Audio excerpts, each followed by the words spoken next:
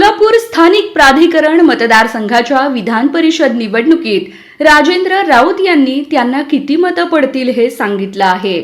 आपल्याला 614 पैकी 500 पेक्षा अधिक मते मिळतील असा विश्वास भाजपचे उमेदवार राजेंद्र राऊत यांनी व्यक्त केला आहे। जिल्ह्यातील सर्व आमदार, माजी आमदार तसेच विविध पक्षातील नेत्यांशी असलेले सलोख्याचे संबंध आणि मिळालेले सहकार्य यामुळे हा विजय मोठ्या मताधिक्याने होईल असे त्यांनी सांगितले।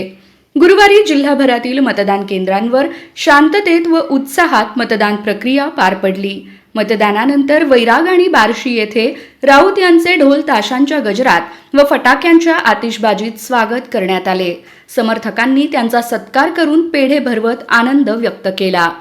भाजप आणि मित्र पक्षांसह महाविकास आघाडीतील अनेक नेत्यांचेही सहकार्य लाभले, त्यामुळे 500 पेक्षा अधिक मते मिळण्याचा विश्वास आहे। यापूर्वी तालुक्याची जबाबदारी सांभाळली असून आता जिल्ह्याच्या पातळीवरील जबाबदारीही नेटाने पार पाडू। विधान परिषदेच्या माध्यमातून बार्शीकरांना न्याय मिळेल आणि कार्यकर्त्यांचा प्रतिनिधी पुन्हा विधान भवनात पोहोचेल अशी भावना राऊत यांनी व्यक्त केली।